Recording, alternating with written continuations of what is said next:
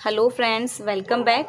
So friends, आज हम अपना प्रीपोजिशन टॉपिक को कंटिन्यू करेंगे। ओके और प्रीपोजिशन वर्ड से तो अब हम बहुत ज़्यादा फेमिलियर हैं। प्रीपोजिशंस क्या होते हैं? ऐसे वर्ड्स जो सेंटेंस में नाउन या प्रोनाउन से पहले प्लेस किए जाते हैं। ये दो वर्ड से मिलके बनता है प्री प्लस पोजिशन, राइट। तो ये उन नाउन या प्रोनाउन का सेंटेंस के अदर वर्ड्स के साथ रिलेशन इस्टेब्लिश करते हैं। और रिलेशन ये कुछ भी दिखा सकते हैं, जैसे टाइम का भी रिलेशन इस्टेब्लिश कर सकते हैं, या प्लेस का और डायरेक्शन का, मूवमेंट का, राइट। तो अभी हम प्रीपोजिशंस ऑफ प्लेस सीख रहे थे। तो प्रीपोजिशंस ऑफ प्लेस हमें क्या बताते हैं? ये हमें सेंटेंस में प्लेस बताते हैं, यानी कि पोजीशन बताते हैं नाउन या प्रोनाउन की। ठीक है, किसके साथ? सेंटेंस के जो अदर वर्ड्स होंगे उनके साथ। तो इससे पहले हमने प्रीपोजिशंस ऑफ प्लेस स्टार्ट किया था, राइट। तो आज भी हम उससे आगे कंटिन्यू करेंगे प्रीपोजिशन ऑफ पोजीशन, यानी कि ऐसे प्रीपोजिशंस वर्ड जो हमें पोजीशन बताते हैं। ओके और आज हम क्या सीखने वाले हैं? प्रीपोजिशंस ऑफ पोजीशन के अंडर में अंडर एंड बिलो, दोनों का मीनिंग ही होता है नीचे। ये दोनों ही किसी चीज़ से नीचे की पोजीशन बताते हैं। ओके तो आज हम वीडियो में इन दोनों का डिफरेंस देखेंगे कि कहाँ पे हमें अंडर यूज़ करना है और कहाँ पर below. Okay let's see the first example. The bag is under the table. Bag table के नीचे है। अब सपोज कीजिए एक टेबल है और टेबल के नीचे एक बैग रखा हुआ है। ठीक है, तो टेबल का जो सरफेस है उसके नीचे ही तो बैग होगा, राइट। तो यानी कि टेबल के सरफेस के हमने रेफरेंस में देखा तो बैग की पोजीशन कहाँ है? उसके नीचे, उस सरफेस के नीचे। तो हम वहाँ पे क्या यूज़ करेंगे? अंडर। तो अंडर ने क्या किया? इसने इस टेबल और बैग का हमें रिलेशन दिखाया है। और किस रेफरेंस में? पोजीशन के रेफरेंस में, राइट।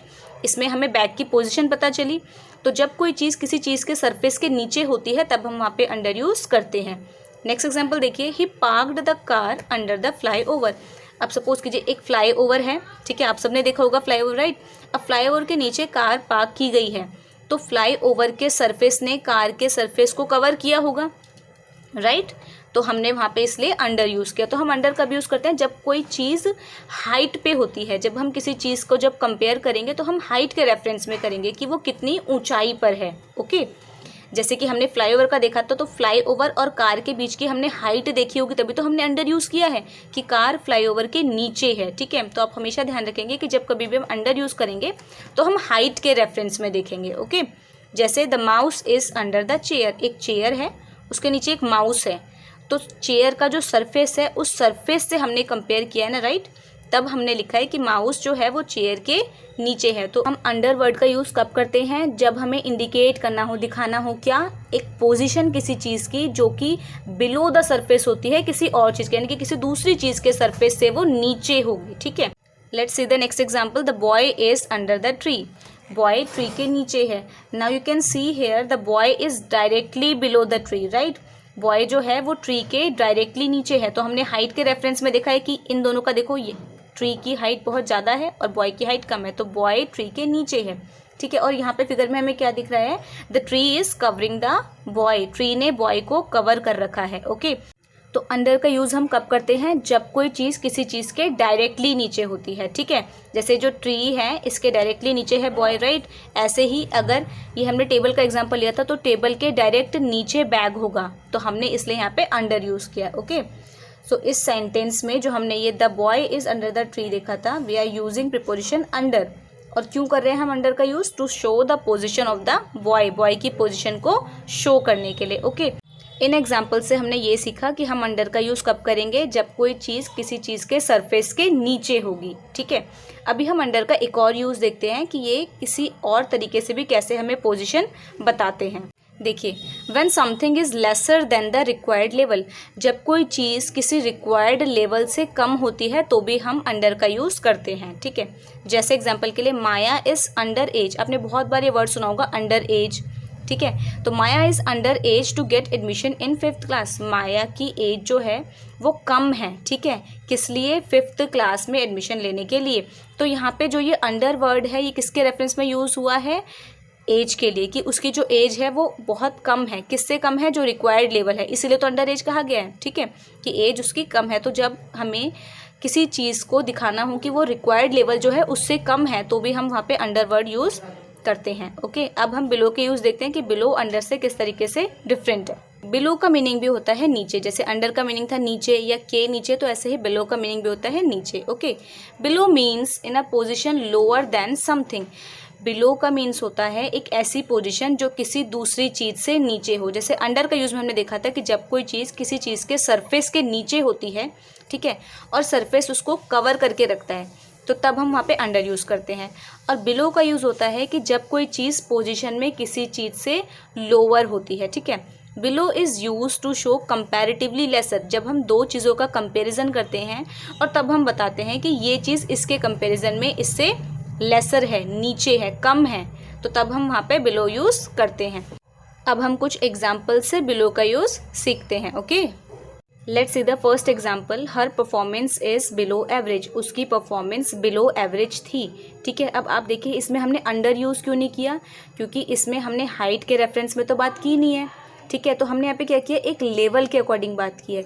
तो एक लेवल सेट है और उससे कंपेयर करके बताया गया है कि उसकी परफॉर्मेंस बिलो एवरेज थी, ठीक है। तो जहाँ पे हाइट के रेफरेंस में बात होगी आप वहाँ पे अंडर यूज़ करेंगे, और जहाँ पे लेवल की बात होती है वहाँ पे हम बिलो यूज़ करते हैं। ओके, क्योंकि ये एक मार्क सेट है एक तरीके से, कि परफॉर्मेंस का मार्क सेट था, उससे कंपेयर किया गया और फिर बताया गया कि वो बिलो एवरेज थी। Okay, next example is they are below poverty line. वे गरीबी रेखा से नीचे हैं। अब आप देखिए ये एक मार्क है, ठीक है, ये एक लेवल सेट है, तो उस लाइन से नीचे हैं वो, तो यहाँ पे कंपैरिजन किया गया, तब हमने बताया कि उसकी जो पोजीशन है वो इससे नीचे है, पॉवर्टी लाइन से। ये एक, आप ये समझिए कि ये एक मार्क है और उस मार्क से कंपैरिजन करने के बाद पता चला कि वो नीचे है उससे, यस, तो हमने इसलिए यहाँ पे बिलो यूज़ किया। अब हम बिलो का एक और यूज़ जो है वो इस एग्जाम्पल से देखते हैं। ओके, ये देखिए आपने कई बार बुक में देखा होगा, क्वेश्चन दिया होता है ऊपर और नीचे लिखा होता है आंसर इज गिवन बिलो, ऐसे होता है ना, the answer of this question is given below.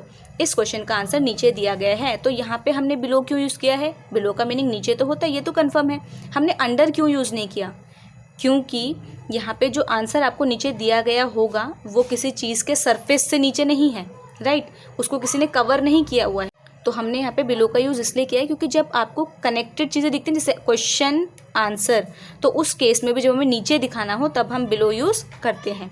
Next example is children below 14 years of age can watch this movie. Children, बच्चे जो कि 14 ईयर्स से कम हैं, तो देखिए अभी एक मार्क लाइन सेट है, ये एक मार्क सेट है कि 14 ईयर्स से कम के बच्चे भी देख सकते हैं, तो हमने इसमें कंपेयर किया, ठीक है, और एक जो मार्क लाइन थी उससे बताया है कि इस मार्क से कम के भी देख सकते हैं, ठीक है, तो इससे नीचे के सारे देख सकते हैं, तो यहाँ पे हमने बिलो का यूज़ इसलिए किया है। जैसे the water level is below the maximum level mark. जो वाटर लेवल है वो बिलो है, कम है, किससे, मैक्सिमम लेवल मार्क से। तो एक मार्क सेट है मैक्सिमम, कि उससे हमने कंपेयर किया और तब हमें पता चला कि ये जो वाटर लेवल है ये उससे कम है। तो हम बिलो का यूज़ कब करते हैं, जब हम चीज़ों का कंपेरिजन करते हैं और कंपेयर करके हम दिखाते हैं कि कोई चीज़ किसी चीज़ से नीचे है। Next example is Rohan salary is below 20,000। Rohan की सैलरी 20,000 से नीचे है, तो ये एक मार्क बता दिया गया कि इससे नीचे है, ठीक है। अब नीचे में वो कितनी भी हो सकती है, तो जब हमें एक मार्क सेट करके कंपेयर करके बताना होता है कि ये चीज़ इससे नीचे है, तब हम बिलो का यूज़ करते हैं। अभी जैसे हमने अंडर का यूज़ सीखा था कि अंडर का यूज़ हम हाइट के रेफरेंस में करते हैं जब कोई चीज़ किसी चीज़ के सीधा नीचे होती है। जैसे हमने ट्री का एग्जाम्पल भी देखा था, the boy is sitting under the tree. ऐसे ही मान लीजिए आप बैठे हुए हैं, आपके सर के ऊपर पंखा है, ठीक है, तो आप क्या बोलते हैं, I am sitting under the fan, ठीक है, फैन के सरफेस से नीचे हैं आप, और आपने किस रेफरेंस में वहाँ पे बताया है, अंडर, हाइट के रेफरेंस में। तो बिलो का हम जब यूज़ करते हैं ना, तो हम लेवल चेक करके करते हैं। जैसे वाटर लेवल में मैंने बताया कि एक लेवल मार्क है, ठीक है, यहाँ पे भी एक लेवल सेट है कि इस ईयर से नीचे वाले, सैलरी में भी यही है, जब किसी चीज़ का लेवल सेट होता है और हमें उसकी कंपेरिजन में बताना होता है कि ये चीज़ इससे नीचे है, तब हम वहाँ पे बिलो का यूज़ करते हैं। Let's see the next example. The blue ball is below the red ball. Here you can see this is a blue ball and this is the red ball. Okay, so here blue ball is below the red ball. यहाँ पे जो blue ball है वो red ball के नीचे है। तो अभी हमने below का यूज़ सीखा था, below means is a position lower than something, right, कि जब कोई चीज़ किसी चीज़ से पोजिशन में लोअर होती है तब हम वहाँ पे below यूज़ करते हैं, तो इसलिए हमने यहाँ पे below यूज़ किया है। और अंडर हम कब यूज़ करते हैं, जब कोई चीज़ किसी चीज़ को पूरे तरीके से कवर करती है। हमें जब ये बताना हो कि ये चीज़ इसके नीचे है, लेकिन कब हम यूज़ करेंगे, जब किसी दूसरी चीज़ ने उसको कवर कर रखा हो, right. Let's see the next example. The mask is below the painting. This is the painting and this is the mask, right? तो यहाँ पे क्या है, जो ये मास्क है ये पेंटिंग से नीचे है। तो आप यहाँ पे देख सकते हैं ये पेंटिंग है और इसकी पोजीशन, मास्क की पोजीशन के रेफरेंस में क्या है कि ये ऊपर है और मास्क नीचे है। तो इसलिए हमने यहाँ पे मास्क के रेफरेंस में बिलो यूज़ किया है, इसकी पोजीशन को पेंटिंग की पोजीशन से नीचे दिखाने के लिए। ओके, सो आई होप कि आपको अब अंडर और बिलो के यूजेस क्लियर हो गए होंगे और इनमें डिफरेंस क्या है ये भी आपको अच्छे से समझ में आ गया होगा। अब हम नेक्स्ट वीडियो में प्रीपोजिशन ऑफ पोजीशंस के नेक्स्ट एग्जांपल्स के साथ मिलेंगे। Okay, till then bye bye.